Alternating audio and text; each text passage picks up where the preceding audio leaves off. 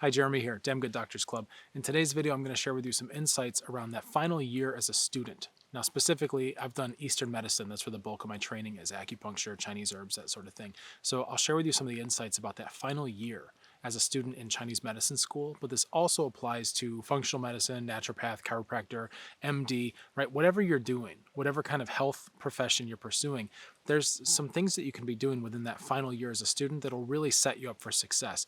Now, the first thing is to get your head around the reality that even though you're a student, what you're doing is also real and counts. Now, this is a mindset, kind of a trap that I know I fell into. I was very young when I went into Eastern medicine school. I wasn't mature and developed to the point where I am now, of course, right? I was in my early 20s, but I still caught myself during that final year as a student with my eye on the finish line and thinking, okay, once I get through school, then I can start private practice and then it gets real.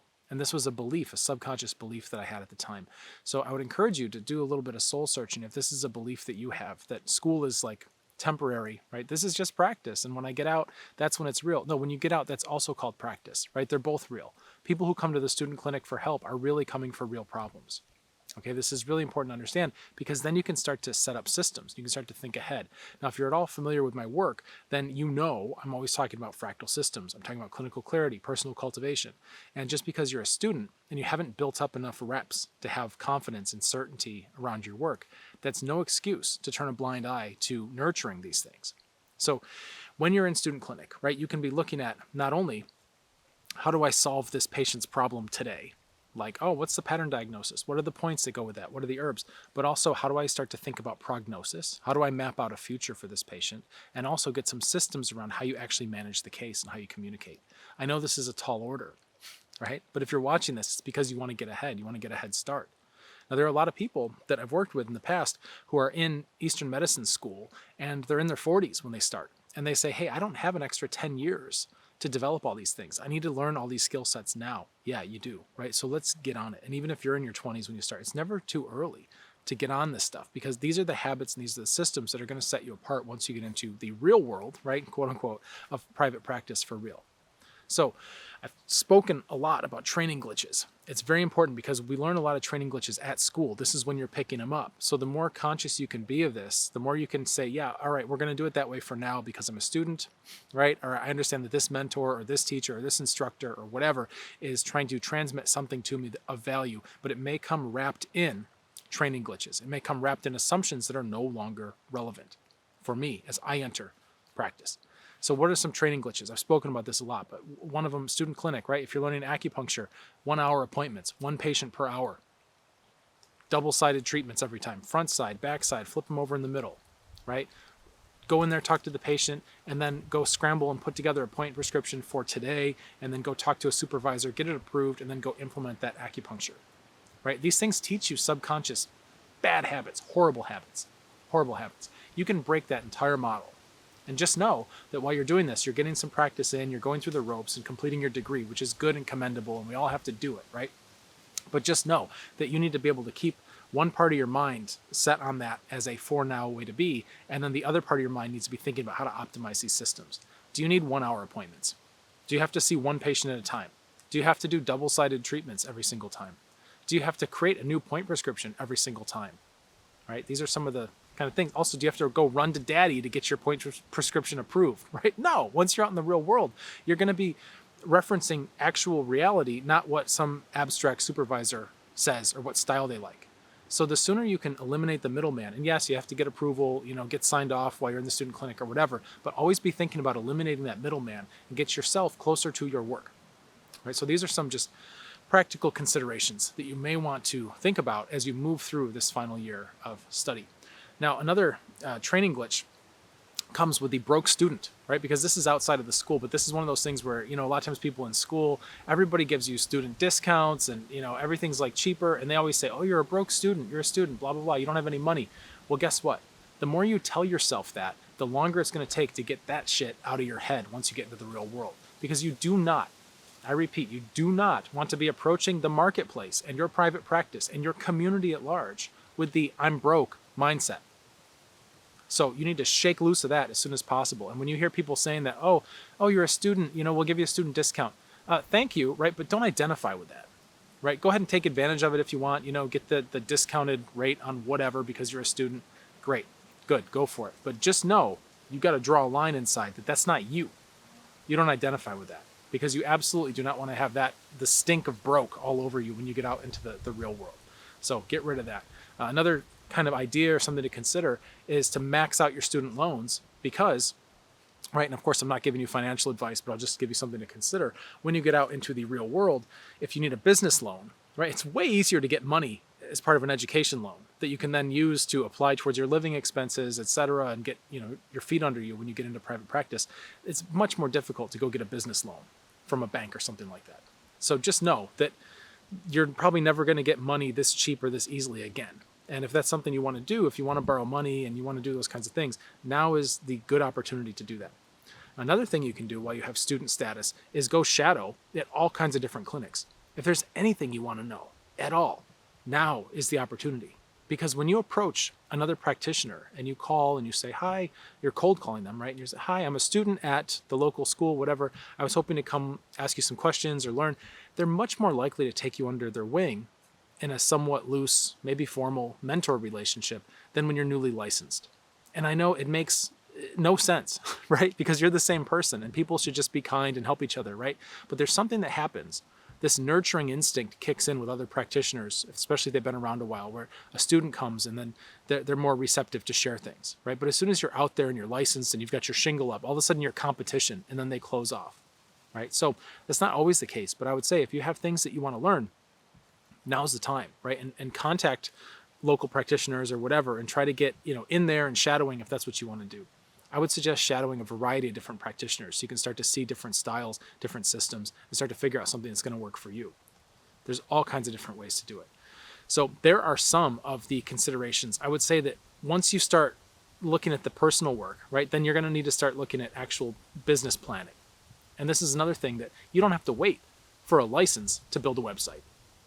You don't have to wait to do market research, right? You can be assembling your market research raw materials. You can be starting to craft your attraction strategies, right? You can have a website, you can have a landing page, you can be creating content for video ads, you can build up a YouTube presence, you can build up an Instagram. You can do all this stuff as a student. There's no one stopping you at all. So you want to have strategy here. You don't want to just randomly be throwing stuff out there, right? But you want to be building up systems around your work because maybe, guess what? Maybe you want to leave that town that your acupuncture school is in when you graduate because you don't want to be around 300 graduates of the same school all competing for scraps, trying to all get the shoulder pain patients and fighting with the PTs and everything. Get out of the town where your school is, if at all possible. Go somewhere new. Bring acupuncture to people who need it, right, where they don't already have access to that because there's nobody around, right? Go there. But guess what? If you build an online following, that follows you where you go. And now this leads into another thing, which is maybe start working online, right? Consider that. You've inherited training glitches from your teachers at school. You already have. One of the assumptions is you got to be in person. One of the assumptions is that you can't do Chinese medicine without putting needles in people, right? Not at all. You can use the principles of Eastern medicine for nutrition, herbs, qigong, special self-care, breath work, etc., right? Maybe feng shui. Maybe you're going to consult on that. Who knows, right? Start thinking bigger than the treatment room immediately. Why wait, right? Start thinking bigger because you can start building these systems now. You can have them in place now. And guess what? A lot of that stuff doesn't require licensure. Think about that, right? Wouldn't it be cool to have some of these concepts around Eastern medicine? Maybe you're teaching Qigong or something like that, right? Online, getting a wide base of people interested in your work. You're learning about what people actually need and want, why they come to you. You're making some money. Everything's positive sum. And you don't have to wait for a license, right? There are different ways to think about this. There are lots of ways to use the information and the wisdom that you're inheriting to help people without having to be licensed at all. When I was in acupuncture school, I became an ordained reverend, right? I got ordained. Why? Because I was thinking at the time it would be nice to have another avenue besides state licensure to be able to help people. So my thought at the time, which I didn't do this, I may do it one day, who knows, but there are other ways to set up a structure besides just having a license through the state, right? And one of them is to create a religious entity, to create a church, to create your own church with your own congregation and your own rituals and your own rites. And some of that may be healing rituals, right? So this is something to consult an attorney on. But I got ordained just so that I would have another avenue to be able to help people. And yeah, I wouldn't call it practicing medicine, right? But I'm still solving problems, just under a different context. So I did that to protect myself in case I didn't like whatever state I was in, or the licensing laws changed, or whatever, right? And we've seen now over the last few years, it's 2023 as I record this, we've seen over the last few years just how fickle and how bossy state licensing boards can be.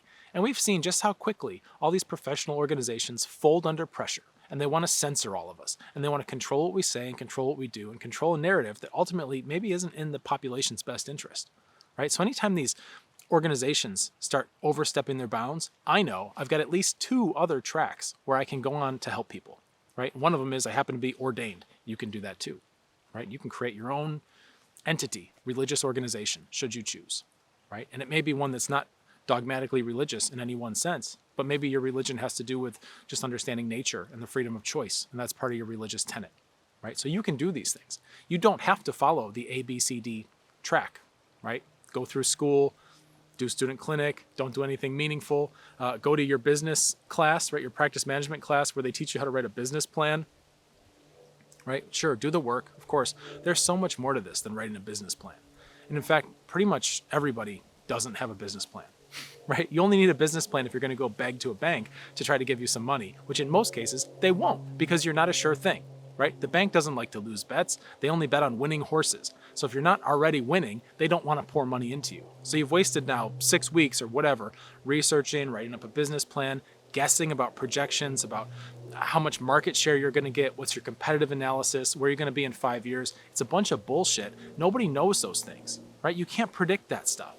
You don't have a crystal ball. And you sure as hell, most people that are in Chinese medicine don't already have 20 years of business background or business school or whatever. You're not qualified to make those kinds of predictions and forecasting, right? So you're just pulling rabbits out of hats, writing up a business plan, which basically can condense down to, I'm going to show up and do a damn good job and help as many people as possible and build a reputation in my community, right? That's your business plan.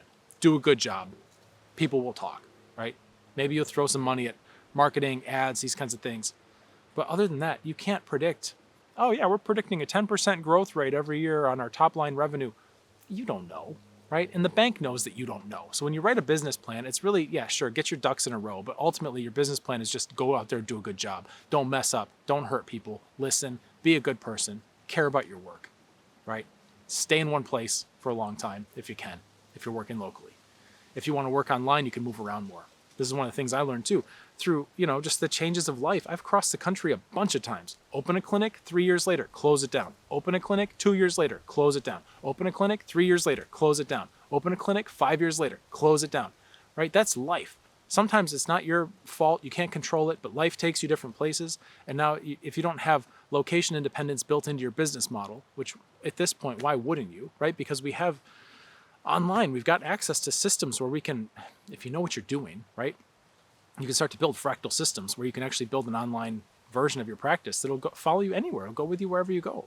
And you don't have to close things down and miss all your patients, And it sucks. I miss everybody. Every time I have to leave a place, it's like heartbreaking. So build the online version so that you can bring people with you. You can maintain those relationships, right? Do that now. You can start doing that now. Practice management class, they're going to teach you how to write a business plan. I don't know, maybe things have changed since I went through. It's been a long time, but I found it quite underwhelming. The practice management teachers are trying, right? They're trying.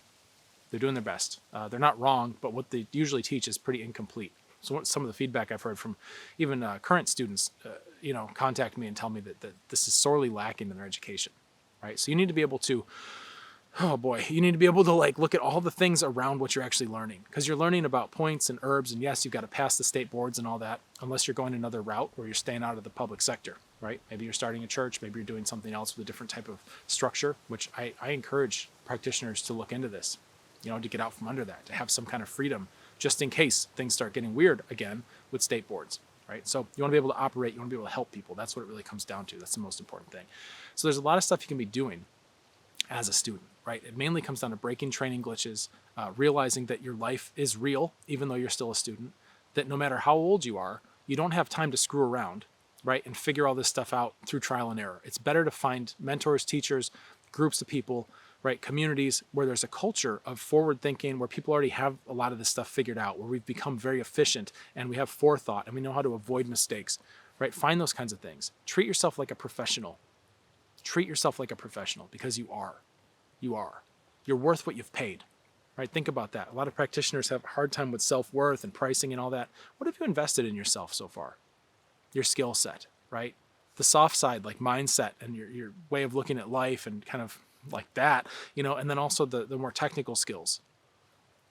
A lot of time, a lot of money, right? You're the kind of person who invests in yourself. Acknowledge that, right? Continue investing in yourself. You are your best asset, your greatest asset. You're going to get the most return out of investing in yourself, your education, your community, structures, systems, all of that, right? You're already doing it.